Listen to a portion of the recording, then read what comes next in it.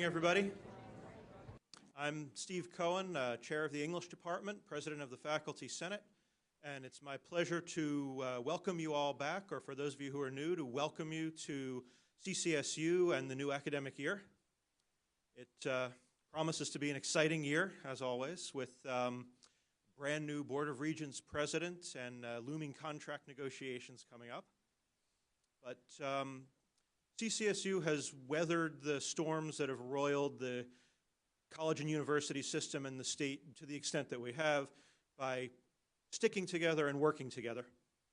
So as we get ready to take up the daily responsibilities of academe that seem like they take all the time we have and leave nothing for anything else, I want to encourage everybody to support your unions, to work with your Senate, and to work with our administration and them with us, and to take up the mutual responsibility, even when it seems like there's no time to do it or no profit in it, to talk to each other and listen to each other.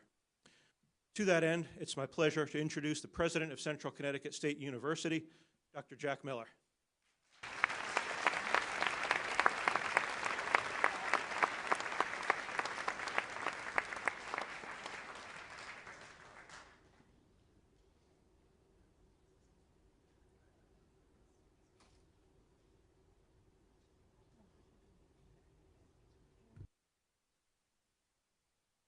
We will begin, as we do each year, by recognizing those of our colleagues who have passed away during the previous year. So if you would please, a few moments of silence. And Mark, let's put the names up.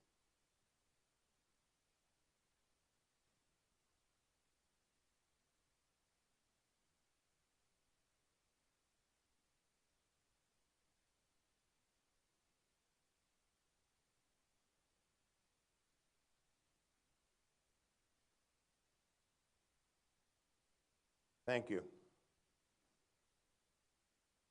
Before we begin, I would like to mention to everyone here that immediately after we finish this morning, there will be tours available of the new residence hall. So for those of you that are new, you can either go out this way and out the door across, or you can go behind and come around the building to that large new building that you see on the other side of the parking garage. And I would, if you have the time, I would strongly recommend it. It is a beautiful, beautiful facility. And it's tremendously popular with the students. Fills quickly. So I think you would be proud of seeing that CCSU has a facility like that. Again, my words of welcome, as Professor Cohen offered, to all of you that are back that perhaps were gone for the summer, or to those of you that have been here working all summer, and certainly to the new people, many of the new faculty and staff that I had the opportunity to meet yesterday.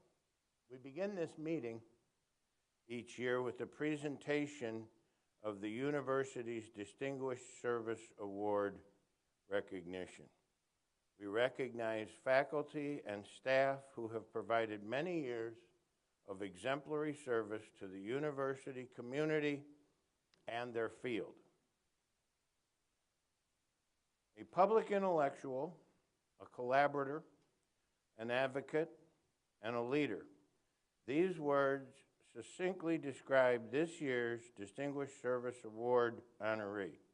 Let's all congratulate Dr. Stephen Adair, Professor of Sociology, and please come forward and join me.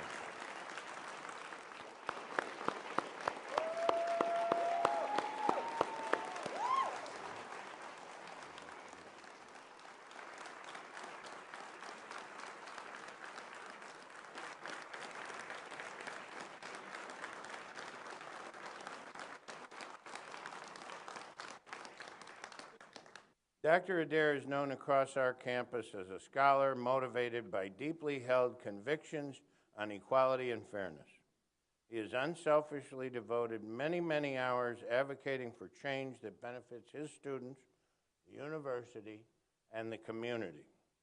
The support for Dr. Adair's nomination was extraordinary, illustrated by the long list of supporting letters we received. Nearly 24 people, including professors from three academic departments, colleagues from four state universities, 2 students, an AAUP contribution, and others. He was obviously extremely well regarded, and the dossier is impressive. This is Professor Adair's second award from the university. His expertise and education were celebrated in 2003 when he received the Excellence in Teaching Award.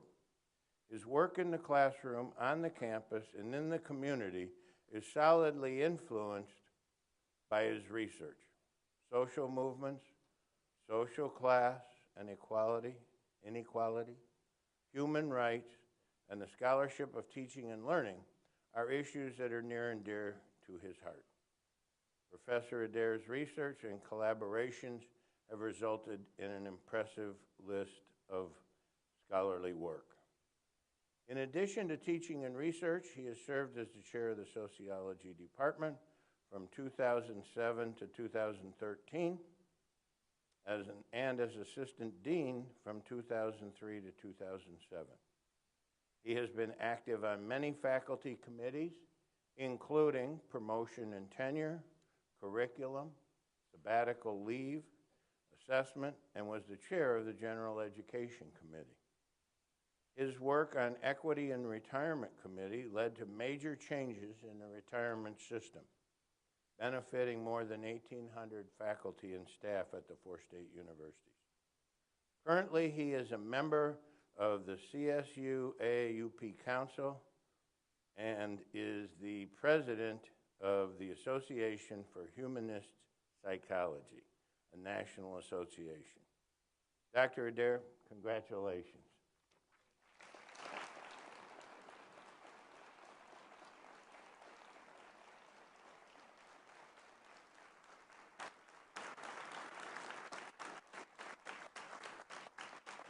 Now, I have to say one thing, Professor Adair, when we were talking about this award, not necessarily of the recipient, but just about the award in general, I said, you know, maybe it's time to think about a larger award than what we've done in the past. I really had in mind what we put into this envelope and the amount. Unfortunately for you, although here is the amount, it was interpreted apparently as the size of the plaque that you should receive. Congratulations, man. Good work. Good work. Thank you so much. You want to say a word of thanks?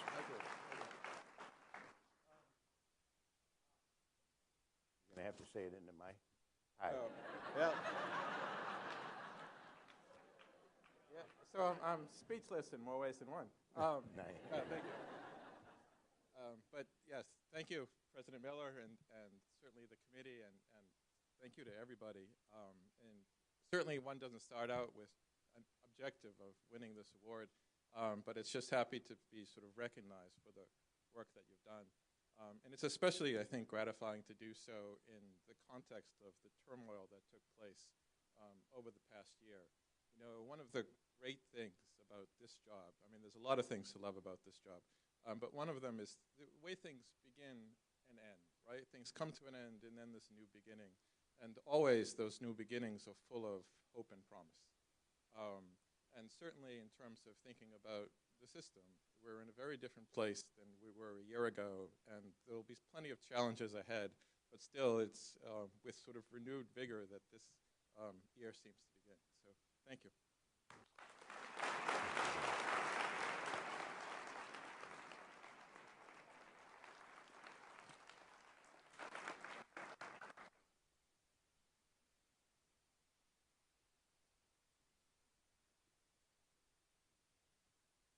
Basically, this morning, I want to talk to you about the notion of change.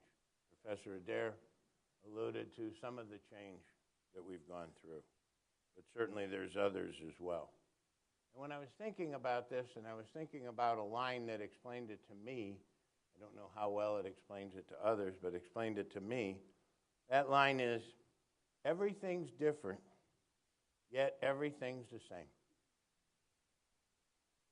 Ask a group of 20-somethings or 30-somethings-year-olds. Ask them who's wearing a watch. Almost nobody. Does that mean that nobody knows what time it is? Sometimes. But no, it means they look at their smartphone. In the past 10 years, in the United States, the number of travel agencies has declined by 2/3. Does that mean everybody stays home all the time and no one goes anywhere? No. They book themselves. Originally, probably more directly with the carrier or the lodging accommodation. And now more with secondary sources like Trivago and Kayak and Orbitz and Expedia and many, many others. Actually, U.S. Airlines flew 21% more this year than they did 10 years ago. Domestic and foreign carriers flew 40% more than they did. So people aren't staying home. When Blockbuster closed stores, did people stop paying to watch videos at home? No. First, they migrated to sending them back and forth in the mail. And then to many, many other sources, on-demand, video streaming, purchasing downloads, et cetera, et cetera, et cetera. They moved on. Times change, people change, habits change, and those that change with them, they mostly succeed. And those that don't change with them, they mostly fail. And that's just the way it is. I mean, I like the Sunday morning paper and a cup of coffee and the feel of the newspaper as well as anybody. But not many younger people do. They'd rather read the headline and the first 2 sentences online from 10 different papers. So times change. So as I was sitting down and thinking about the information and kind of how to set the context for the talk this morning, two stories came to my mind. One occurred because I was looking through some notes for a couple of the previous year's presentations, mainly because as you get a little older, sometimes you forget what you did the last time. I said, well, I want to do the same exact speech again. I better look it up and make sure I do something new.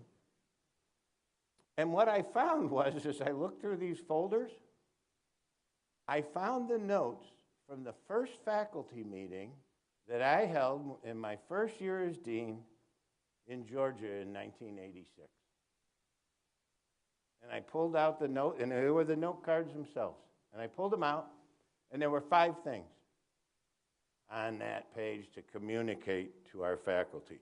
3 of them were mine. 2 of them were things that the provost told me, do this.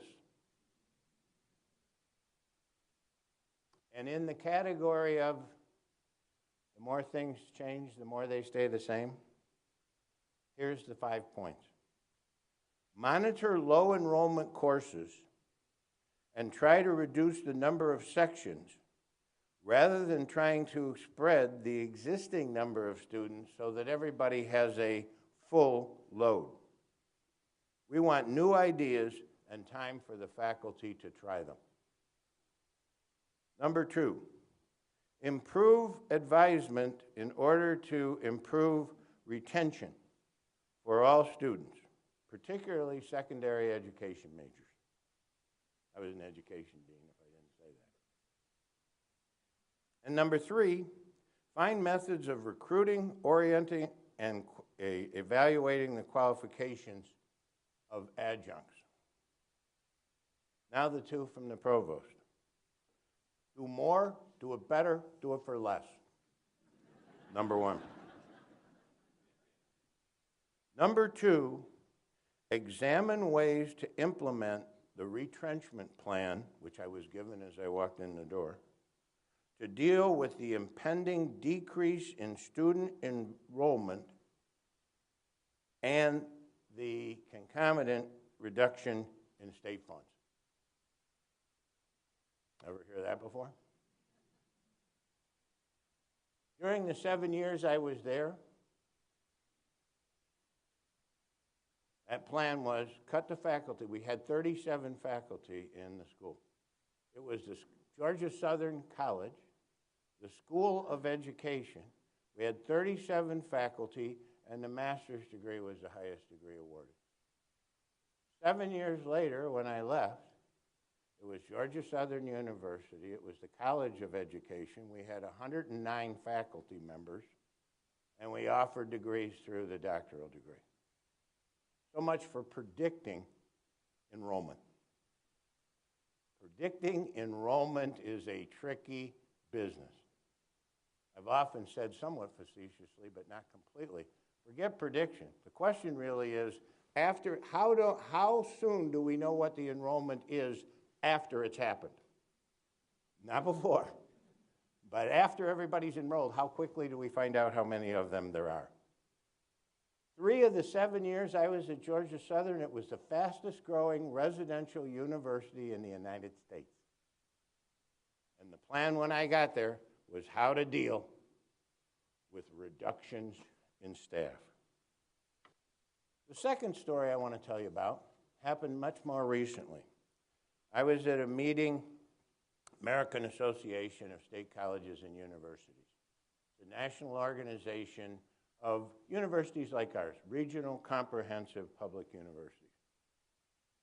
And the summer meeting, there's 2 meetings a year. The summer meeting is a bit more informal. The speakers are up on a dais like this, but they're round tables, and everybody sits around. Like the first meeting, you get breakfast, and you come in, and you sit and listen. Well, I got there a minute or 2 late, so there was 1 chair, so I sat down at a table off to the side, listened to the speech, listened to the questions and answers, and then I gave me a few ideas, so I sat there and I was making a few notes. And when I looked up, everyone was gone, except for another guy at the same table. And so I reached over and introduced myself, and I said, "Hi, I'm Jack Miller. I'm from Central Connecticut State University." And he said, "Yeah, I know who you are. I'm the president," or chancellor in his case, "of University of Wisconsin River Falls."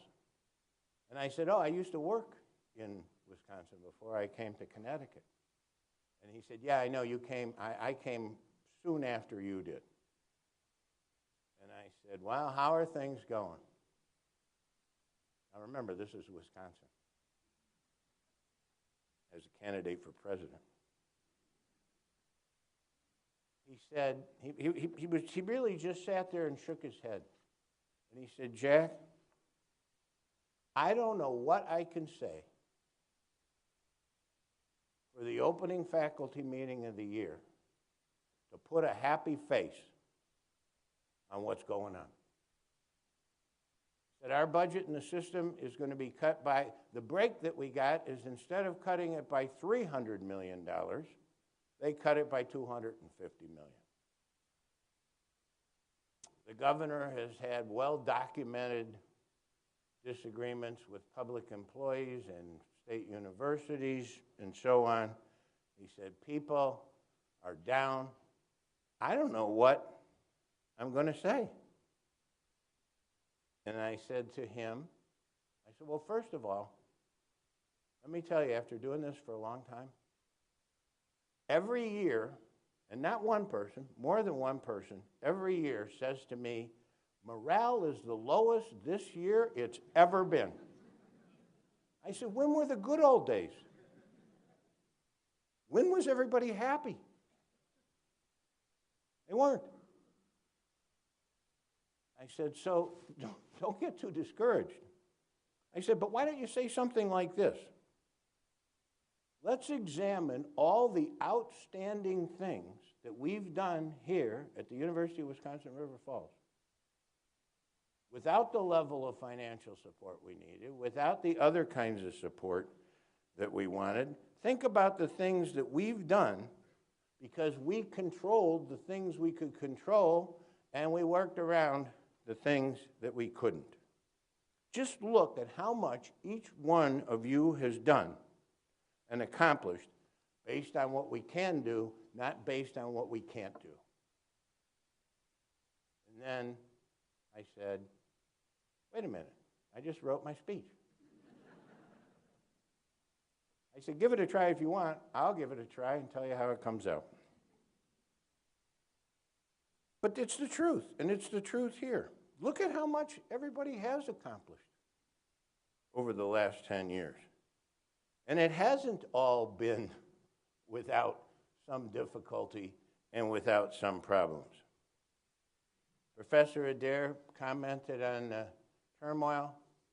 It isn't even turmoil to me anymore. It just slides by. I've worked here for 10 years and 2 months. I've had 8 bosses. Greg Gray, who just is now in the process of leaving at the end of the month, was the second longest I've worked for anybody since I've been here. So when people come up to me and say, oh, well, what do you think it's going to be like with the Duke? I say, it's going to be like it is all the time. We'll just have somebody else over there. And we'll work with them.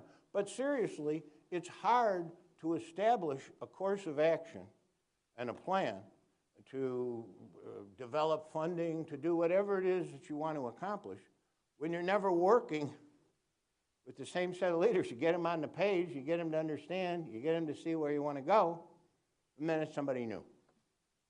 But look at all you've done. Truthfully, unless I think about it and go, now, who is it again that I work for today? Unless I think of it that way, it doesn't bother me. And I know it doesn't bother you because I see all the great things you've done. So clearly, it's all doable. And it's not new. And hard times are not new. I'm going to read to you a couple of brief passages from a book, interesting book. If you haven't read it, they have it in the library.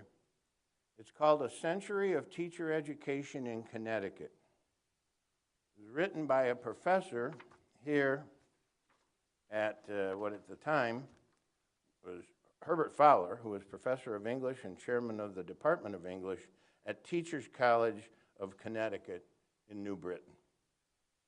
But again, hearkening back to the more things are different, the more they're the same. Here's a quote, first quote I want to read to you, a brief quote, about Henry Barnard, the founder, the first principal of the normal school, who, by the way, later went on to be, left here to be the chancellor of the University of Wisconsin system. Here's his brief story.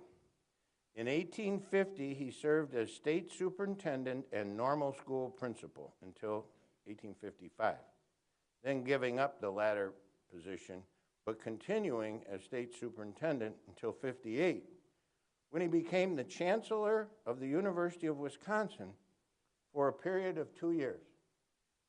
Now check this for just sliding one in for the next sentence.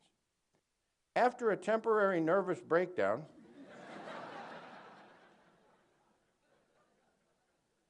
he accepted the presidency of St. John's College in Baltimore.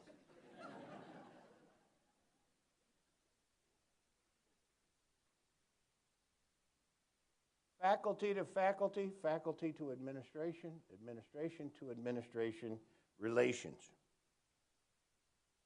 This is a discussion of the school in roughly that same period of time. The difficulties were increased by the dissensions occurring between the associate principal of the normal school and the principal of the high school. The unpleasantness had reached such a stage that in the latter part of the autumn semester of 1852, they did not speak to each other either when they met on the street or in the school building. And their communications were entirely through a third party, even when both of them were in the same room. So much for relations always being perfect. And the last quote I want to read you has to do with the relationship between the normal school and the state legislature. I'll leave out the name here. Mr. Blank said he didn't think, now this is the money allocated to the normal school, said he didn't think the money was well expended, member of the legislature, because the normal school was under the control of a set of crack-brained visionaries and impractical theorists. A House member from Plainfield is reported in reading the report on the normal school, is reported to have said, in my section, they would prefer a graduate from the reform school to one from the normal school to teach in our schools in Plainfield. But in the final analysis, a thorough report was done, and an extensive report, and the report was actually quite complimentary of the work being done at the normal school. And I finish with this quote from the book. But in spite of the widespread evidence of the school's success, the General Assembly in 1867 cut off appropriations, thus forcing the school to close for 2 years. The resolution was supported by the opposition and passed in the haste and confusion of the last day of the legislative session. So, maybe things are different, maybe they're the same. But whatever they are what they are. So what are they? Where are we headed? What's the new normal? I don't mean the new normal school, I mean the new normal. Let's talk first about revenue source. And the big takeaway here, by the way, it's the same all over the country. In fact, it's probably not as bad in Connecticut as it is in many places. But the big takeaway is basically the same, and it's been the same for 30 years. The percentage of expenditures by university, by public institutions, that is provided via state allocation is going down and down and down. Slowly. Little blips up once in a while, but the trend line is down and down and down. And there's ours from up here. What have we got? We've got this is fall of 2005, and that's the estimate of fall of 2015. So that number is sliding down. In other words, the percentage. I'm not saying the amount of dollars, to be fair. I'm saying the percent of what we expend, because what we expend is going up. So who's left to pay for the rest? Students. And so here, you've got a number that's just right around 50% was what the students were paying of the cost. Now it's edged up close to 60. While over here, the percentage that the state was paying has gone from about 32 down to mid-20s. And those lines are the same everywhere in the country. They're going down. And the cost is going up. And obviously, that's a problem. So the next question becomes, well, how fast are these costs increasing? And the big takeaway here is simple. Costs are going up too quickly. They're not going up defensively. So, if we look at this, you can see here's the increase in cost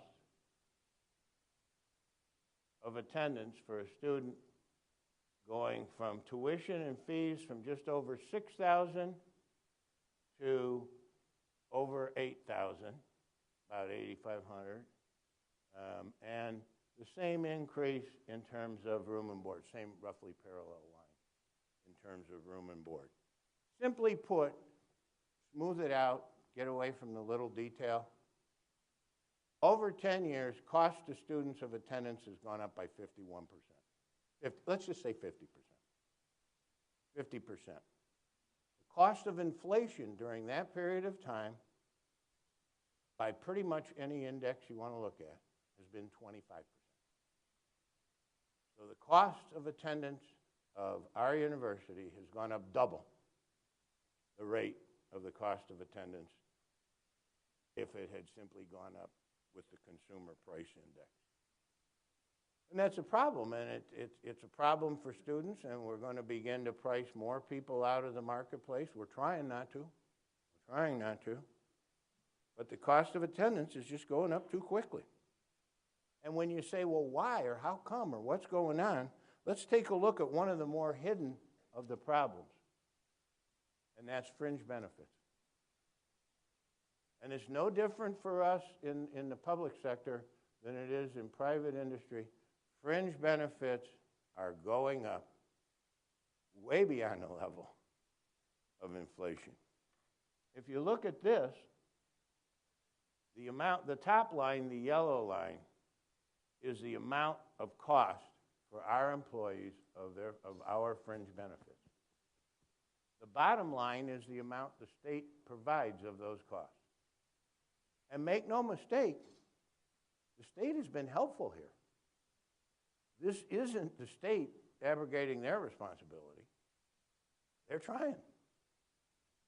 The amount that, here's the problem. You see how close those lines were together up until about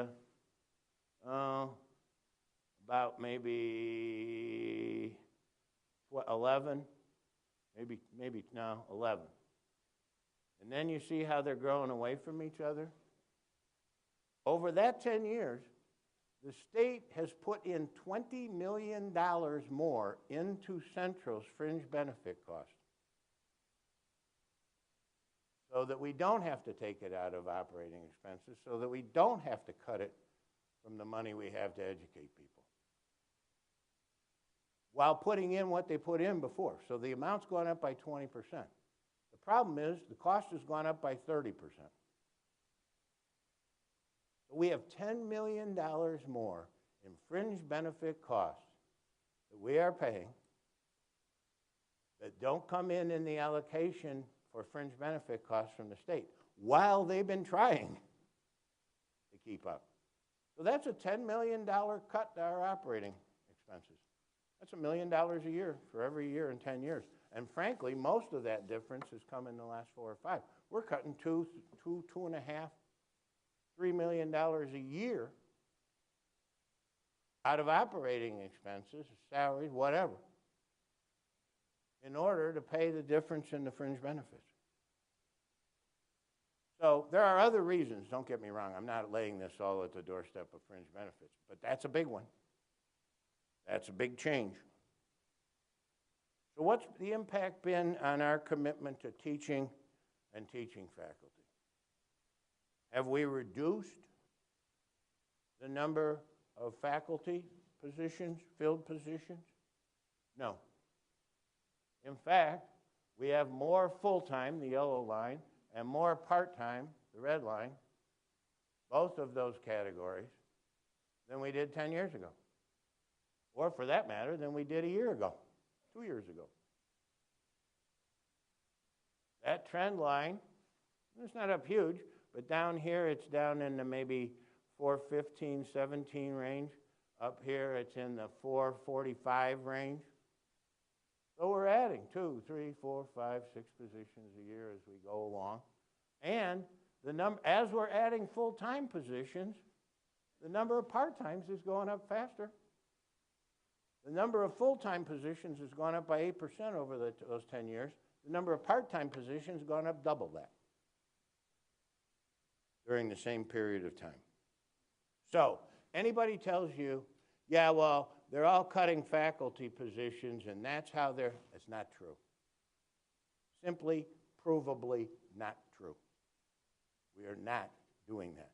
We are trying to protect the academic mission of the institution above all other costs. So how about student enrollment? Maybe we need more and more and more and more and more faculty because we have more and more and more and more students. Not really. Not really. Bottom, part-time head count. Top, middle, full-time head count. Top, combination of the two. So where were we? In 2005, we were just above 12,000 students combined. Last year, we were almost right on, just a tad under 12,000 students. So it's not like the number of students has been going up exponentially. It's been pretty flat. And there's some years it goes up a little bit, it goes down a little bit. But those are pretty straight, pretty flat lines. So student enrollment, costs and everything else considered, has remained relatively the same. One of the reasons why we've been able to keep it relatively the same is because of financial aid. This is the line of how much we've awarded, really the amounts. Don't worry about being able to see the amounts. The line tells the whole story. The amount of financial aid that we have awarded to students has gone up dramatically. I already said that costs are going up too quickly. They've gone up by 50% when the consumer price index has gone up by 25%. But the amount of financial aid we've awarded over the same period of time has gone up by 122%. We're pedaling as fast as we can. We're doing what we can do to help students. And the Pell program has gone up almost triple. State-based financial aid almost double. And our institutional financial aid, which used to be very tiny, is still a small piece of the overall total, has gone up dramatically, 5 times. We're now awarding well over $1 million a year in financial aid to students directly through the foundation. And we will continue to do that as the foundation grows. We have to try and help our students overcome these financial situations. So, what are we going to do here? What's the positives? What are the things we're looking for? Because if you put this all together, it seems pretty obvious. The number one answer is more students. Can't keep charging them so much more. You either got to cut the cost, which I don't want to see us do. We can avoid it. But so what do we need to do? We need to have more students. How do we get more students? What's the long-term plan to get more students? Make ourselves more attractive. And the first of the ways to do that is to have better facilities. And in this 8 to 10 year period, from a couple of years back till a couple of years from now, 4 or 5 each way, this university is undergoing and will undergo a building program the likes of which the institution has never seen in any 10-year period. And that makes us more attractive to students. There are certain expectations with those with whom we compete for those students. So let's just take a look. I don't really need to explain all these things to you, but I'll just mention them very briefly, maybe toss a note in on one or the other as we go through. But this goes to the first, maybe 3, 4, 5 of them are things that are done. And the rest of the list is not everyone, but many of the things that are underway. And every one of them has a completion date, either because it's completed or the date it will be completed. So we're no longer talking about if and whether and so on. So the engineering lab, made possible primarily by a very generous gift from Anthony and Helen Beecham, was completed several years ago. Social Sciences Hall. Not last year's meeting, but the meeting before that, we all left and went over to Social Sciences Hall. This year, we'll all be able to go somewhere and look at another building. But that's a beautiful facility, and we need to have more of those, particularly in the classroom area. Public safety building. It's a nice building, but it's a place you don't want to go. If you never see the inside of it, you're better off.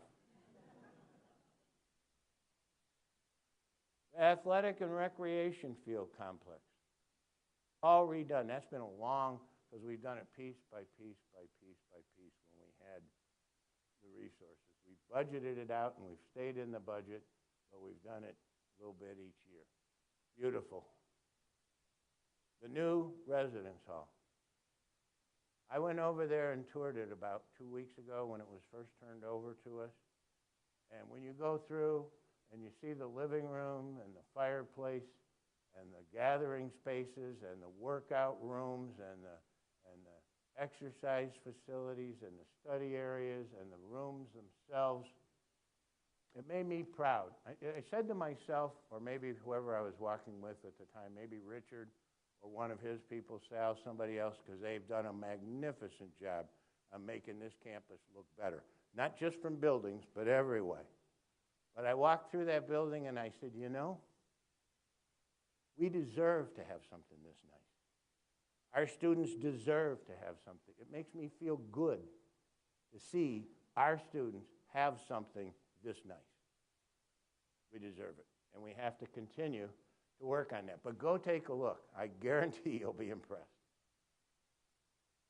The Food Services Complex, which is, if you haven't been up in that direction lately, is well underway, hopefully ready to open in January.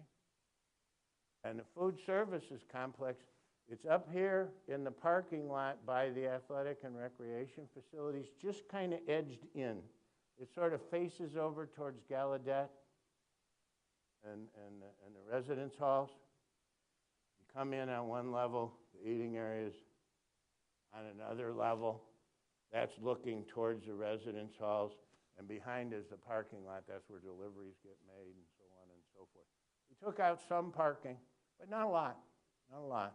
And that's going to be a beautiful facility. And then eventually we'll get to then redoing all of Memorial Hall. So there'll be two places. We can't add eventually 600 more people. We've already added 250 more in the new residence hall. We can't add, when we stop rotating out other buildings like Carroll right now, when we stop rotating those out and add 600 more people, they have a place to eat. And one place is not going to be enough. So this will be beautiful. It will be nice. Anybody can go there. You can go up the hill if you want and go there, but mainly I'm assuming it'll be the people up there. And then down here, we need something that I'll touch on at the end. Willard DiLoretto renovation, completed January 18, started in August. Your time to cheer.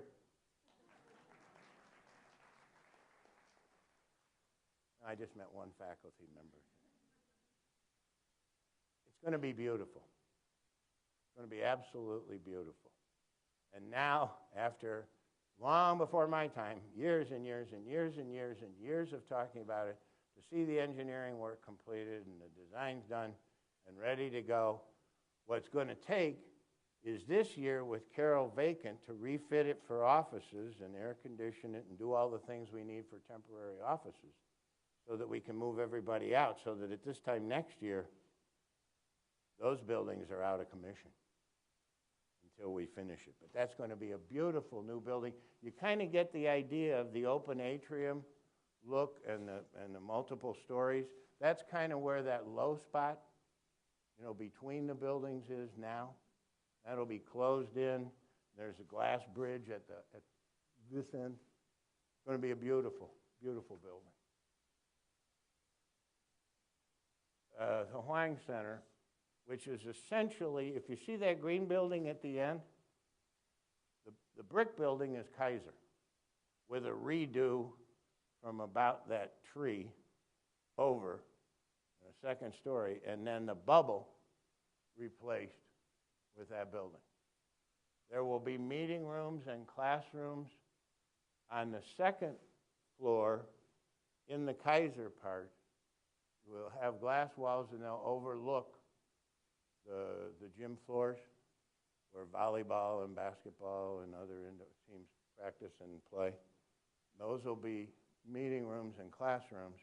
And then directly across the hall, up on that, sort of where that round window is, you go across the hall, and when you go into the center, the track will be on the second floor. So you walk right into the track, thus creating more floor space in a relatively limited amount of area.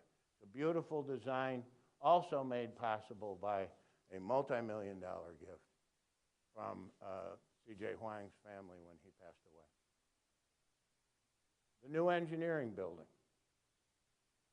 That is between Burritt Library and the parking garage.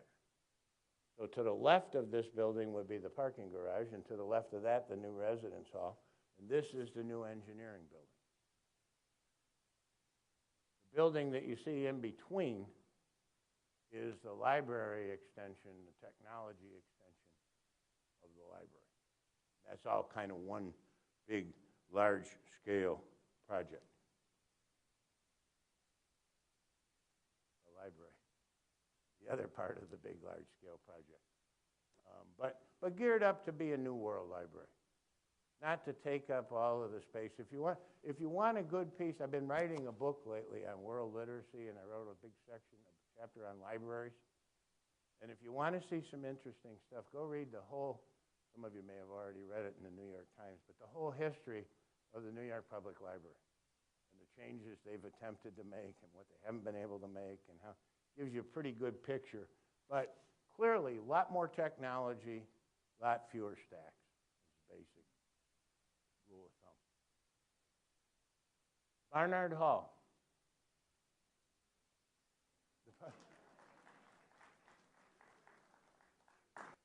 The part you see going back, behind the part we're facing, that roof line behind, that's the existing Barnard Hall. That will be completely redone. And then this building will be built across the front, parallel with Stanley Street. So it'll, I don't know if double is the right size, but it will vastly increase the capacity of the building and clearly the quality of the building as well. Memorial Hall, I already mentioned. And the last piece on there after we finish the residence hall and the dining facility and the academic buildings, then we'll come in and do a redo over here. So we need, simply put, that's the last one. One more? Oh, I'm sorry. I thought I mentioned it when, because part of the move, when I mentioned the new engineering building, I got ahead of myself, I'm sorry. Copernicus will then be completely turned over to the sciences, and all the laboratories built in there will be science laboratories. There won't be engineering laboratories over there because they will move. And the science laboratories, some of which we already have, are more expensive to build and replicate than our engineering laboratories. So we want to be able to keep the ones we have there, yet have all the scientists in that area in the same place. So thus the reason why we'll redo the science labs in there and move engineering. So we've got to make ourselves more attractive, and we will. And very importantly, more so than facilities, is we have to have, and students demand, programs of high quality academic programs. That's what we're here for. That has to continue to grow and improve, and it is. Under the leadership of the provost and the deans and all of the faculty, we are adding new programs of high appeal. And it's critically important. I'll read you a very quick quote. In fact, I just found it this morning. I was reading this particular higher ed magazine before I came down. It's from a president in another university system. If you don't have strong academic programs that meet the needs of the region that you are serving, particularly for regional comprehensive universities like us, then you're not going to be able to attract students to those programs. Does that mean that we don't want people to be liberally educated? Absolutely not. We are committed to liberally educating our students. We want them to be able to read and to write and to think critically and do all of those important things. But they also need the programs that are in demand and the new programs that are in demand. So let me mention just a few very briefly.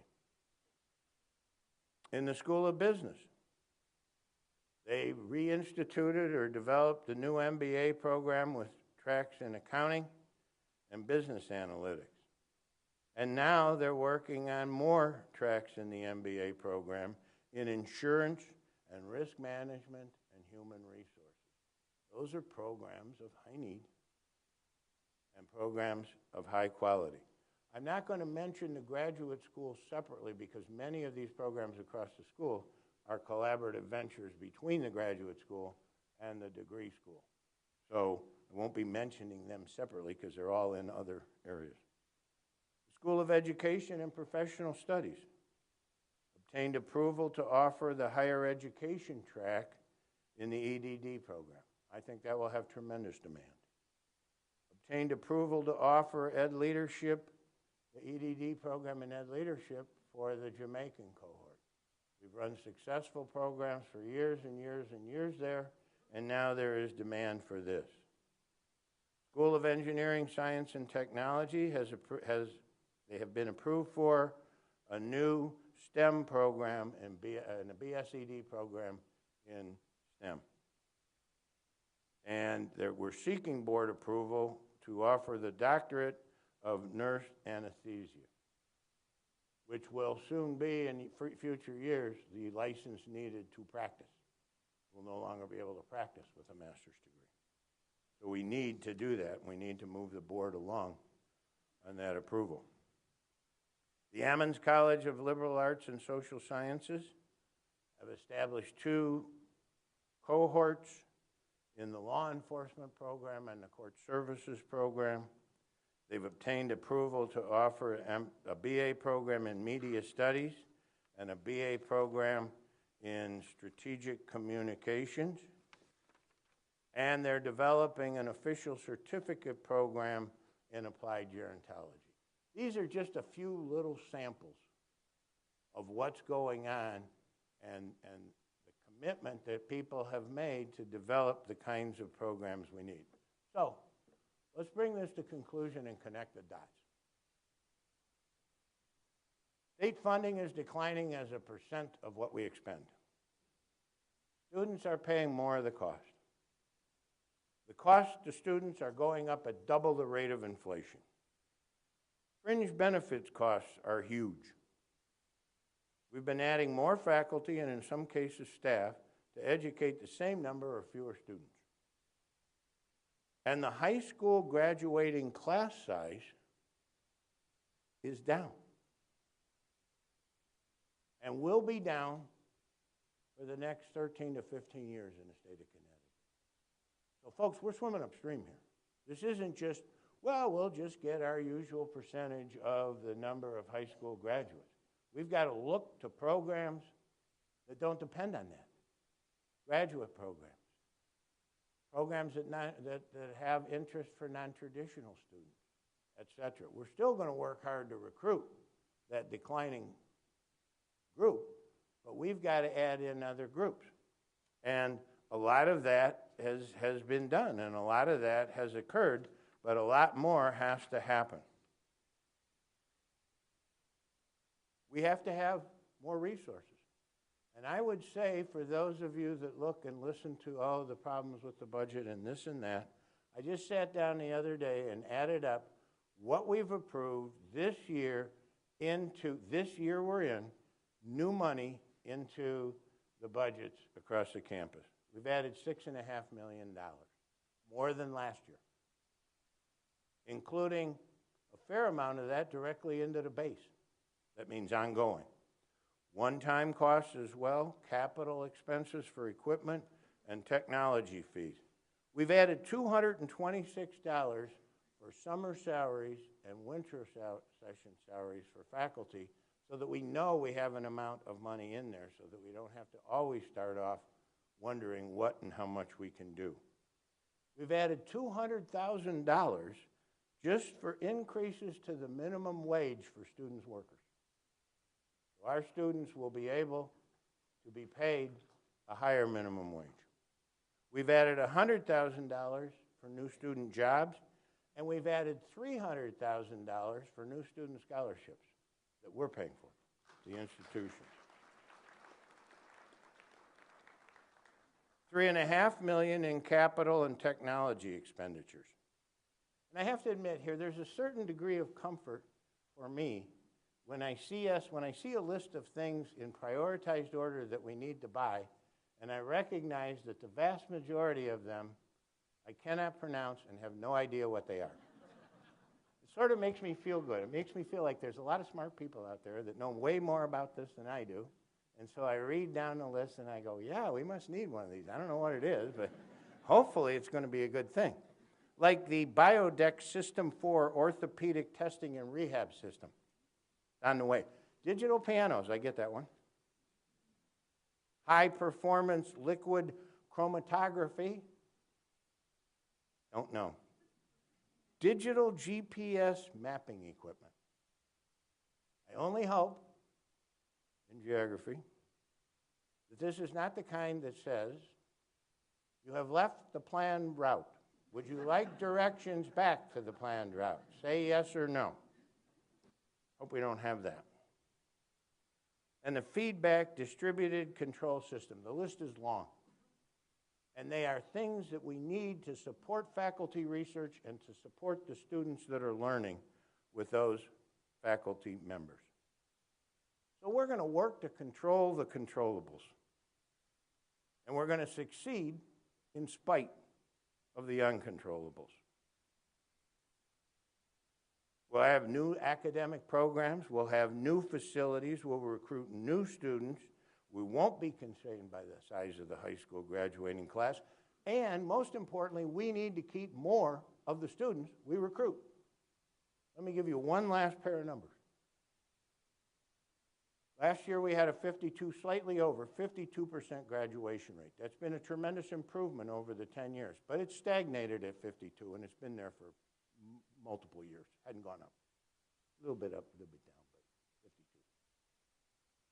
A rule of thumb in higher education, our type of university, you lose half of all the students that you lose that don't make it to degree, you lose before the second year. Okay? Our retention rate last year was the best in recent memory. And that graduation rate, that retention rate was 80%. That means we lost 20%. That means the rest of the time we should lose another 20%. That means our graduation rate should be 60%, not 52. Just going by the norm. So if we've got a problem, we've done a good job with all these first-year experiences and all this other stuff. We got to do a better job once they get past the first year of retaining and graduating. That's the easiest way to increase the numbers. Finding new people is much harder than helping the ones that are already here be successful. It's everybody's job. Not to do the work for them, but to help them be successful. And we put all those things together with more financial aid and all of the things that are going on here. In short, we're going to find ways to succeed. We'll succeed because we choose to succeed, and we choose not to fail. Now, you have every right to feel any way you want. You can express it however you choose, and I will defend your right to express it however you choose. But why not see and work towards a bright new future, which can be out there? It's definitely out there. It's doable. We're putting the pieces in place. We need to work to those solutions. It's not complicated. Hard. It's not complicated. We need everybody involved. We need everybody's thinking. Everybody. We need everybody's ideas. You need to bring them forward in your department. You need to suggest those things because we need to move up this ladder. And I'll finish with a quote. I know many years I've done Winston Churchill quotes. Some people say it's because my middle name is Winston, so I like his quotes. But I've got a new favorite now, Adlai Stevenson. And partially because I'm from Illinois and he was governor of Illinois, and almost our only almost our only governor in my lifetime not to end his term in jail. No, really, seriously, look it up. Like 6 of the last 8 went directly to jail. So it's not like one person like here in Connecticut. This is just sort of where you go when you graduate. You go to jail. Well, Adlai Stevenson was running for president. And he was out and he gave a stump speech. And a woman came up to him after the speech and she said, "Governor Stevenson, that was marvelous. Every thinking person in this country is going to vote for you." And he said, "Ma'am, that will not be enough. You have to have a majority to win the election." So as I tell you every year, have some fun. This is glorious work that we're enabled to do. If you can't enjoy this, you can't enjoy anything.